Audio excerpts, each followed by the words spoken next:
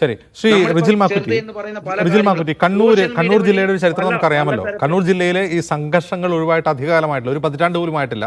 അവിടെ നിന്ന് ഈ തരത്തിലുള്ള രാഷ്ട്രീയ സംഘർഷങ്ങളുടെ വാർത്തകൾ ഇപ്പോൾ വളരെ കുറവാണ് വരുന്നത്. ഈ സംഘർഷത്തിൽ ഒരു വശത്തുണ്ടായിരുന്ന BJPയും RSSും പിൻവാങ്ങുമ്പോൾ ആ പൊസിഷനിലേക്ക് നിങ്ങൾ കയറിയേക്കാൻ ശ്രമിക്കുകയാണോ രാഷ്ട്രീയ പ്രവർത്തനം എന്ന പേരിൽ? ഒരു ഗാന്ധി സ്തൂപം പൊളിച്ചു. ഞാനൊരു അജിൻസ് അറിയേണ്ടത്. ഒരു നിമിഷം സനീഷ്,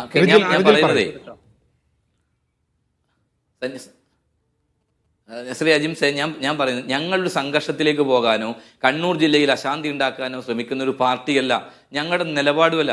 ഇപ്പം നിങ്ങളിപ്പോൾ പറയുന്ന ഒരു മാർച്ചുകളൊക്കെ നടക്കുമ്പോൾ സ്വാഭാവികമായിട്ടും ഇതിനകത്ത് എത്ര മാർച്ച് നടന്നിട്ടുണ്ട്? ഇവരൊക്കെ ഹരിശ്ചന്ദ്രന്മാരായിരുന്നു.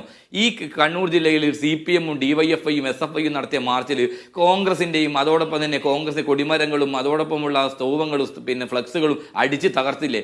ജയരാജനെ അറസ്റ്റ് ചെയ്തതിൻ്റെ പേരിൽ കണ്ണൂർ ജില്ലയിൽ കാട്ടിക്കൂട്ടിയ പേക്കൂത്ത് ആരായിരുന്നു? ഇവർ വലിയ ജനാധിപത്യത്തെക്കുറിച്ചും ഇതിനെക്കുറിച്ച് വലിയ സംസാരിക്കുന്നുണ്ടല്ലോ. ഇവർ നടത്തിയ പോലെ അക്രമ പേക്കൂത്ത് നടത്തിയ ഒരു പാർട്ടി ഈ രാജ്യത്ത് ലോകത്തുണ്ടോ എന്ന് ഇവരാണോ ഞങ്ങളെ പിന്നെ പഠിപ്പിക്കുന്നത്? അപ്പോൾ അത് നിങ്ങളുടെ ശൈലിയാണ്. അതിൻ്റെ പേരിൽ ഒരു കലക്ട്രേറ്റ് മാർച്ചുമായി ബന്ധപ്പെട്ട വിഷയത്തിനകത്ത് നിസ്സാരമായ ഒരു സംഭവത്തിൻ്റെ പേരിൽ അത് ആഗോള പ്രശ്നം ഇതുവരെ രാജ്യത്തും നടക്കാത്ത രൂപത്തിലാണ് എന്ന് പറഞ്ഞ് നിങ്ങൾ ഈ നാട്ടിനകത്ത് കലാപത്തിന് ആഹ്വാനം ചെയ്തു.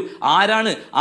ഞാൻ ചോദിക്കുന്നു ശ്രീ അജിംസെ, ഈ മലപ്പട്ടത്ത് സനീഷിൻ്റെ വീടിനകത്ത് അദ്ദേഹം വീടിന് മുമ്പിൽ സ്ഥാപിച്ചിട്ടുള്ള സ്തൂപം പൊളിച്ചതിന് എതിരായി ഒരു പ്രതിഷേധ പ്രകടനം നടന്നു. യൂത്ത് കോൺഗ്രസിൻ്റെ ജില്ലാ കമ്മിറ്റിയുടെ നേതൃത്വത്തിൽ പ്രതിഷേധ പ്രകടനം നടക്കുമ്പോൾ അവിടെ യൂത്ത് കോൺഗ്രസിൻ്റെ സംസ്ഥാന സെക്രട്ടറി റഷീദ് പ്രസംഗിക്കുമ്പോൾ ഇവർ മൈക്ക് കെട്ടി ആ പ്രസംഗത്തെ തടസ്സപ്പെടുത്തി, അവിടെ പ്രസംഗിക്കാൻ അനുവദിച്ചില്ല. ഈ പ്രകടനത്തിലേക്ക് ഇവർ അക്രമം നയിച്ചു. ആ സംഭവം ഉണ്ടായി. അതിനുശേഷമാണ് ഇത്തരത്തിലുള്ള ജനാധിപത്യ രൂപത്തിലേക്കുള്ള ഒരു പ്രതിഷേധ മാർച്ച് രാഹുൽ മാങ്കൂട്ടത്തിൽ വന്ന് നടത്തിയത്. രാഹുൽ മാങ്കൂട്ട് യൂത്ത് കോൺഗ്രസ് സംസ്ഥാന പ്രസിഡന്റാണ്. യൂത്ത് കോൺഗ്രസിന്റെ സംസ്ഥാന പ്രസിഡന്റിന് യൂത്ത് കോൺഗ്രസിന്റെ സഹപ്രവർത്തകനെ വേട്ടയാടുമ്പോൾ അദ്ദേഹത്തിന് വീട്ടിലിരിക്കാനല്ല, അദ്ദേഹം വീട്ടിലിരിക്കേണ്ട ആളല്ല. നിങ്ങളെപ്പോലെ കൊടുവാളും എടുത്ത് കൊല്ലാൻ പറഞ്ഞില്ല. അദ്ദേഹം ജനാധിപത്യ മാർഗത്തിൽ ഒരു പ്രതിഷേധ മാർച്ച് നിങ്ങളുടെ മലപ്പട്ട് നടത്തിയെന്നാണ്. അതാണ് നിങ്ങളുടെ പ്രശ്നം. ഈ മലപ്പട്ടം എന്ന് പറയുന്ന പഞ്ചായത്ത് ഉണ്ടല്ലോ, ചെറിയ പഞ്ചായത്താണ്, പക്ഷേ CPMന്റെ ഗ്രാമമാണ്. അവിടെ ജനാധിപത്യ അവകാശങ്ങൾ നിഷേധിക്കപ്പെട്ട സ്ഥലമാണ്. ബൂത്തിലിരിക്കാൻ അനുവദിക്കാത്ത സ്ഥലമാണ്. ഏകാധിപത്യപരമായി പഞ്ചായത്തുകൾ ജയിക്കും. കാരണം എന്താ? ജയിച്ചിട്ട് വേണം അഴിമതി നടത്താൻ. ഇപ്പൊ സനീഷ് പറഞ്ഞല്ലോ, 2007 മുതൽ 2011 വരെ 9 കോടി രൂപയുടെ മണലഴിമതി നടത്തിയ CPMന്റെ ലോക്കൽ കമ്മിറ്റിയും ബ്രാഞ്ച് കമ്മിറ്റിയും പഞ്ചായത്ത് മെമ്പർ ഉൾപ്പെടെയുള്ള ആളുകളാണ് കള്ളന്മാർ കട്ടുമുടിച്ചത്. അതൊന്നും അന്വേഷിക്കില്ലല്ലോ. പ്രതിപക്ഷം ഉണ്ടായ ചോദ്യം ചെയ്യില്ലേ? അതില്ലാതാക്കാൻ ആ പഞ്ചായത്ത് പിടിച്ചെടുക്കാനുള്ള തീരുമാനമെടുത്തു. ആരെ പഞ്ചായത്ത്? MV Govindan, Taliparamba നിയോജകമണ്ഡലത്തിൽ MLA. ഈ മലപ്പട്ടം വരുന്ന സ്ഥലത്തിന്റെ MLA ആണ്.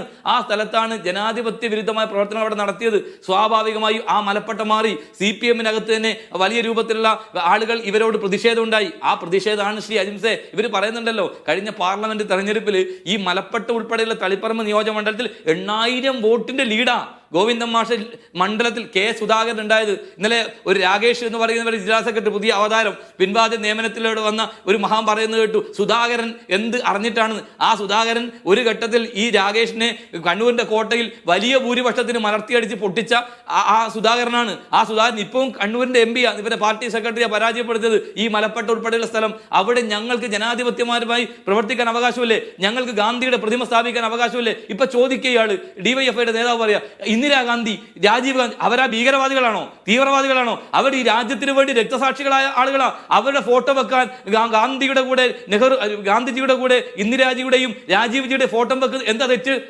അവരെ ഫോട്ടോ വെച്ച എന്താ പ്രശ്നം? അത് നിങ്ങൾക്ക് അത്ര അസഹിഷ്ണുത എന്താ? ആ ഫോട്ടോ നിങ്ങൾ കണ്ട എന്താ ഇത്ര ചൊറിച്ചൽ? എന്താ ആ ചൊറിച്ചലല്ലേ നിങ്ങൾ ഈ പ്രശ്നം? സ്വാഭാവികമായി അതുകൊണ്ടാണ് നിങ്ങളത് തകർക്കാൻ പോയത്. അതുകൊണ്ടാണ് നിങ്ങൾ തകർത്തത്. നിങ്ങളുടെ പാർട്ടി ഗ്രാമത്തിൽ അങ്ങനെ ഉണ്ടാക്കാൻ പാടില്ല. പൊതുനിരത്ത് കയ്യേറിയിട്ടല്ല. നിങ്ങൾ നാട്ടിലെമ്പാട് പൊതുനിരത്ത് കയ്യേറി സ്തൂപം ഉണ്ടാക്കിയതുപോലെ സ്വന്തം സ്ഥലത്താണ് അദ്ദേഹത്തിന് ഇഷ്ടമുള്ള നേതാവിന്റെ ഫോട്ടോ വെച്ച് സ്തൂപം പണിതത്. അത് നിങ്ങൾ തകർത്തു. അതിനുശേഷം ആ രാഹുൽ മാങ്കൂട്ടത്ത് നടക്കുന്ന പ്രകടനത്തിലേക്ക് ഇവരാണ് കുപ്പി എറിഞ്ഞത്, ഇവരാണ് ആക്രോശം നടത്തിയത്, ഇവരാണ് അക്രമം നടത്തിയത്. ഞങ്ങൾ ഒരു ആഫീസും പൊളിച്ചിട്ടില്ല.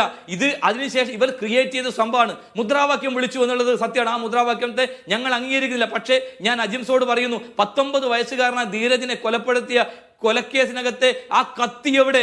4 കൊല്ലായിലെ ആഭ്യന്തര വകുപ്പ് കൈയാളുന്നു. ആ കത്തി കണ്ടെത്താൻ നിങ്ങളുടെ പോലീസ് തയ്യാറായോ? അതുകൊണ്ടാണ് ഞങ്ങൾ പറയുന്നു അന്വേഷണം നടക്കണം, പുനരന്വേഷണം നടത്തണം. ആരാണ് കുത്തിയത് എന്ന് യഥാർത്ഥ കുറ്റവാളിയെ കണ്ടെത്തണമെന്ന് ആത്മവിശ്വാസത്തോടു കൂടി ഞങ്ങൾ പറയാൻ കാരണം എന്താ? ഞങ്ങൾ പ്രതിയല്ല, ഒരു ധീരജനെയും ഞങ്ങൾ കൊലപ്പെടുത്തിയിട്ടില്ല. ആ കൊലപ്പെടുത്തിയ യഥാർത്ഥ ആളുകളെ പുറത്തു കൊണ്ടുവരണം എന്നുള്ള നിലപാട് തന്നെ ഞങ്ങൾക്ക്. വെഞ്ഞാറമൂടിൽ നിങ്ങൾ ഞങ്ങളുടെ പേരിൽ അടിച്ചേൽപ്പിച്ചില്ലേ? ഞങ്ങളെ ആ കേസ് കോടതിയുടെ കീഴിലാണ് റിജിൽ. ആ കേസിൽ കുറ്റപത്രം സമർപ്പിച്ചിട്ടുണ്ട്, വിചാരണ തുടങ്ങിയിട്ടുണ്ട് ഔപചാരികമായി.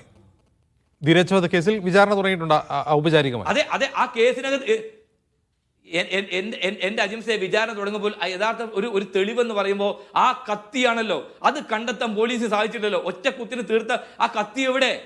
എന്തേ പോലീസ് അന്വേഷിച്ച് കണ്ടെത്താത്തത്? ഈ പ്രതിയെ തലങ്ങും വിലങ്ങും മണിക്കൂറിൽ ചോദ്യം ചെയ്തില്ലേ? എന്നിട്ട് എന്തുകൊണ്ട് കത്തി കണ്ടെത്താൻ ഈ പോലീസ് സാധിച്ചില്ലേ? അപ്പൊ അതിന് ദുരൂഹതയുണ്ട് എന്നാണ് ഞങ്ങൾ പറഞ്ഞത്.